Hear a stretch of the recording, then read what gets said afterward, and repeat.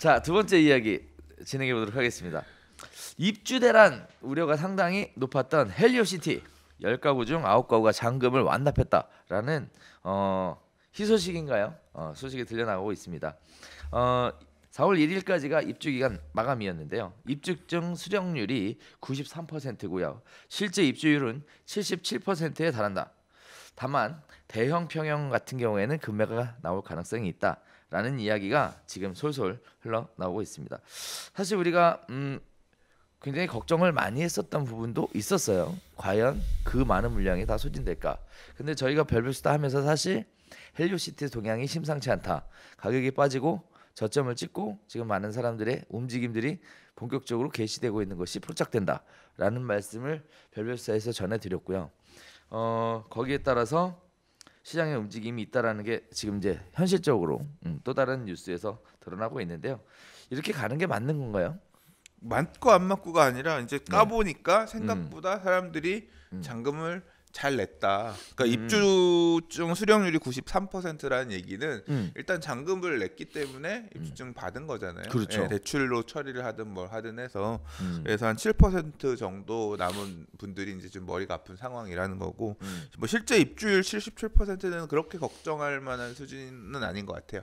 뭐 입주는 77%라고 하더라도 4월 1일 기준인 거 지금 계약해놓고서 다른 집이 안 빠져서 못 들어가고 있는 분 계시나 이미 이제 그거 이행하려고 기다리고 계신 분들 이런 분들 있기 때문에 네. 크게 문제는 없을 것 같은데 말씀하셨던 것처럼 이제 소형 평형이나 30평형 때까지는 어느 정도 이제 많이 채웠는데 대형 평형 같은 경우는 잔금 납부한 입주증 수령률이 좀 상대적으로 낮아서 큰 평형 같은 경우는 아무래도 이제 다급한 사람들이 약간 가격 더 내려가지고 뭐 금매라고 하는 게 매매도 있을 수도 있지만 임대 가격도 더 금매로 나올 가능성이 있다. 뭐 그렇게 보는 것 같고요. 되게 생각보다 소화가 빨리빨리 잘 된 것 같다. 네, 그렇게 보는 것 같아요. 그 사실 저도 갑자기 궁금해서 그 저희 별별스타에서 그 헬리오시티 아이파크 부동산 그분한테 전화를 했죠. 제가 네. 전화해서 솔직히 얘기해봐라. 네. 상황 어떠냐. 네. 그랬더니 얘기하시더라고요. 뭐래요? 2주 전에 네. 소용없다. 소형 끝났다. 소용 끝났다. 전세 가격 반등하고 있다. 소형은. 그리고 예상외로 우리가 걱정했던 게 그거였어요. 그 우리가 유튜브 방송을 하면서 댓글 많이 달았던 게 6, 7억이나 되는 전세금을 지불할 능력이 있는 사람들이 과연 그렇게 많겠냐라는 게 가장 큰 우려 사항이었는데 의외로 많더라라는 거였습니다. 그래서 소형 다 끝났고 이미 주형도 거의 다 마무리고 93% 중형 비율이 아까 90 몇 %였는데 그렇죠. 그럼 거의 끝난 거죠. 그렇죠. 네, 얼마 안 그리고 이제 대형 일부 남았을 뿐이다라는 얘기를 했어요. 근데 2주 딱 지나니까 기사로 딱 나오네. 그래서 확실히 우리가 빨라 그죠? 얘기는 안 했으니까 늦은 거지. 알고만 있었던 거지. 진작 말해주시 그러셨어요. 네. 저녁 11시 반에 통화한 거라서 우리 수장님처럼 생방송 한번 할 걸 그죠? 네. 자 아무튼 그렇다라는 얘기입니다. 자 이렇게 되면 우리 강남권의 대마라고 불리우는 헬리오시티가 안정화 측면에 접어들게 되면 강남 부동산 시장도 급속도로 안정화 국면에 들어가지 않을까. 임대 가격들은 조금 반등할 수 있는데 뭐 강동이 사실 남아 있어가지고 강동하고 또 송파는 조금 다를 수 있다 생각하는데 근데 또 그건 사실 임대 가격 시장은 저도 그냥 보는 거지 뭐라고 예측은 잘 못하겠어요. 근데 지금 이제 이주들 진행하고 있고 진주 미성 크로바 그다음에 얼마 전에 문정 136 재건축 거기 단독주택 재건축이긴 하지만 거기도 이제 관리처분 계획인가 났거든요. 그래서 이제 이주 계획 수립할 거고 그런 물량들도 좀 있고 해서. 근데 강동구에 이제 입주가 또 대기 중이라서 이제 이 물량들이 또 어떻게 송파권까지 영향을 미칠 거냐 이런 거 봐야 될 것 같아요. 그다음 또 있었잖아요. 강남에 어디죠? 개포도 지금 거의 끝나갑니다. 그러니까 블레스티지도 거의 끝나가는데 이제 뭐 DH 아너힐즈나 개포도 뭐 이제 이으면 개포 시형 재건축도 있고 있을 거라서. 근데 뭐 뜨문 있어요. 예. 그래서 우려했던 대란은 없는 것으로 가닥이 잡혀가고 있다. 이렇게 대란을 되나요? 좀 거쳐서 온 거지 뭐. 아 대란을 거쳐서 왔다? 오고 있는 중인 거지. 앞으로 하반기도 남은 거죠 뭐. 네. 자 좋습니다. 일각에서는 이런 우려도 있는 것 같아요. 입주율이 93%지만 그래도 워낙에 단지가 크다 보니까 그 나머지 7%의 비중도 상당히 크다. 그래서 그렇죠. 거의 1000세대 가까이 잔금을 납부하지 못했다. 1000세대까지는 아니죠. 이게 임대 빼고 사실 이게 9,510세대 90몇 %가 아니라 행복주택 뭐 이런 걸로 공급되는 임대 빼고 이 조합원이랑 일반 분양의 물량들에 대한 얘기일 건데 그거의 93%니까 그 정도까지는 아닐 것 같아요. 아니 그렇게 나왔어. 우려하는 기사가 일천 가구라고 나왔어 밑에. 1000가구까지 안 될 것 그래. 같은데 그렇게. 잘못 계산한 거 아니야? 아니에요. 그래서 뭐 건설회사에서는 1000세대만 해도 굉장히 대단지의 아파트로 보고 있는데 지금 현재 헬리오시티를 걱정하는 또 다른 측면에서는 1000세대가 지금 잔금을 납부하지 않은 것이다. 이렇게 또 위협적인 기사를 또 쏟아놓으시더라고요. 근데 한편으로는 이 1000세대가 대부분 다 대형 평이라는 거. 그러니까 대형은 좀 힘들 것 같아요. 그러니까 대형 평이라는 거 이거 아셔야 될 것 같고요. 또 하나 뭐 지난번에 잠깐 말씀을 드렸었는데 여유 있는 분들이 사실 관심 갖고 있는 지역이에요. 그래서 여유 있는 분들은 확실히 클래스가 다르다. 이거는 인정할 거는 인정하고 가야 될 것 같습니다. 그래서 어쨌든 헬리오시티에 대한 부분은 슬슬 마무리가 되어가고 있는 상황이고요. 헬리오시티 지나가 보셨어요? 지나가 봤어요 최근에? 안 가봤어요. 안 가봤어요? 네. 안 가봤어요. 네. 난 차 타고 지나가 봤거든요. 네. 사실 어디 들렸다가 네. 밤 저녁에 지나가고 있는데 네. 와 진짜 웅장하더라. 그리고 불도 많이 들어왔어요. 어. 가보면 난 사진들은 봤거든요. 그래요? 밤에 보니까 불 많이 들어와 있어서 입주 못 하겠네 뭐 그런 분위기에 네. 어떤 건 이미 여러 SNS나 네네. 카페 등을 통해서 알고 있었죠. 네. 그리고 실제로 보니까 아파트 출입구 있잖아요. 출입구 크기가 정말 상상을 저렇게 커요. 무슨 뭐 한 블럭만 해. 와. 뭐 이렇게 문주 이런 거 되게 크게 멋있게 잘 해놨구나. 오, 엄청 잘 해놨더라고요. 와. 자 이런 곳에 사시는 분들 프라이드 있겠습니다. 네. 아우 가고 싶다. 가세요. 돈 많이 벌어서. 돈 많이 벌어 가셔요. 안 말립니다. 네. 언젠가 가게 되겠죠. 뭐. 네. 네. 자 헬리오시티에 대한 이야기여서 마무리 짓도록 하겠습니다. 자 이번엔 세 번째 이야기 한번 나눠볼 텐데요. 부산 시민공원 고층 아파트 조망권 독점이냐 사유재산 침해냐 논란이 굉장히 커지고 있다고 합니다. 100년 만에 시민의 품으로 돌아간 부산 시민공원 주변에 60에서 65층 아파트를 건설하는 재개발 사업이 추진되고 있다고 합니다.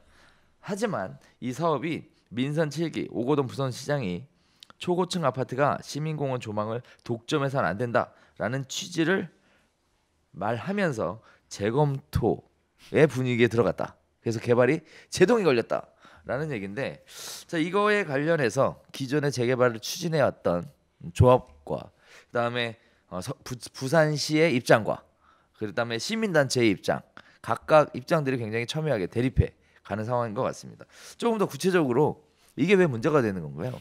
그러니까 이게 제가 올해 초에 부산 갔을 때 사실 네. 못 보고 왔어요. 그러니까 제가 돌아다녔던 구 중에 빠져 있는데, 네. 근데 이제 부산 쪽 재개발 투자 많이 하시거나 아니면 이제 뭐 강의하시거나 이런 전문가분들 얘기 들어보면 몇 개 구역들을 이분들이 얘기하시는데 그분들 얘기하는 곳 중에 빠지지 않았던 데가 이 시민공원 촉진 3구역이라는 데가 있어요. 그래서 이번에 이제 미군이 사용하고 있던 토지를 보니까 이제 반환을 받아가지고 공원 조성 사업을 해서 47만 3,279제곱미터 규모의 이 부산 시민공원이란 걸 만들었는데, 네네. 이제 그거를 끼고 있는 조망할 수 있는 그런 좋은 위치에 있는 재개발 구역인 거죠. 근데 제가 그걸 보고서 이제 좀 놀랐던 게 뭐냐면 초고층으로 지어지는 정비 계획을 가지고 사업이 가는 거였어요. 그러니까 막 이 주상복합 아파트 중에서도 막 또 부산 가면 해운대 가면 막 그런 건물들 많이 그렇지, 있잖아요. 그런 식의 막 아주 삐까번쩍한 건물들을 공원을 전망할 수 있는 어떤 그런 형태로 개발하는 계획이었어요. 그래서 그러니까 이제 주목들을 부산 쪽 분들도 하고 계신 거죠. 투자 관점에서 볼 때.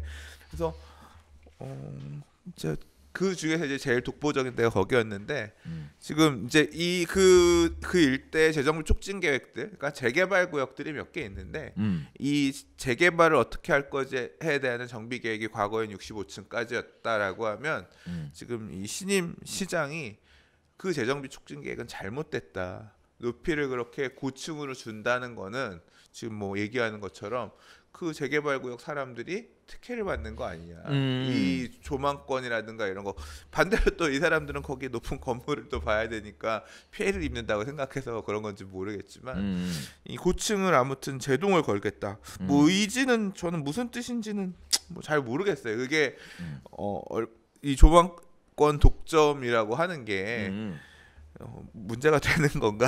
문제가 되나요? 예. 아무튼 이게 과거에는 계획이 세워져 있던 건데 계획을 바꿔라, 재검토하라라고 했기 때문에 이제 기존의 그 계획을 신뢰해서 뭐 소유하고 계셨던 분들이나 그거에 따라 사업 추진해왔던 이 추진 주체들 입장에서는 되게 당혹스러운 거죠. 지금 사실 서울도 이런 문제들이 많이 있어요. 예를 들자면 성수지구 같은 경우도 과거의 지구단위 계획 수립, 전임 시장이 지구단위 계획 수립하고 할 때는 이제 50층까지 한강변에 주는 걸로 해서 1, 2, 3 지구를 같이 해가지고 지금 뭐 특별 경관심이 들어가고 해서 간다 그랬는데 지금 50층을 안 줄 것 같은 한강변은 최고 35층이고 특별건축구역 지정되면 한 3개 층 정도 더 줄 수 있다. 그 룰에 따라 다른 데들도 다 받았기 때문에 뭐 이런 얘기를 나오면서 제한되는 경우들이 나오잖아요. 네. 광역 중심에만 제한적으로 일부 택지만 일반 상업 줄 수 있고 그것도 많이 기부 체납해야 준다 뭐 이런 개념처럼.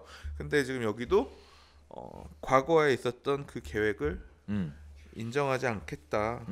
예, 그러면서 이제 갈등이 심화되는 모양새인 것 같습니다. 그렇죠. 자, 일단은 그 논쟁의 핵심은 그렇습니다. 일단 시장이 바뀌었어요. 시장이 바뀌었고 시장이 뭐라 그랬냐면 주변 재개발 사업과 관련해 시민공원 조망권 사유와 문제를 언급하면서 부산 시민 입장에서 한 번 더 고민해보고 사회적 합의가 필요하다라고 발표를 했단 말이에요.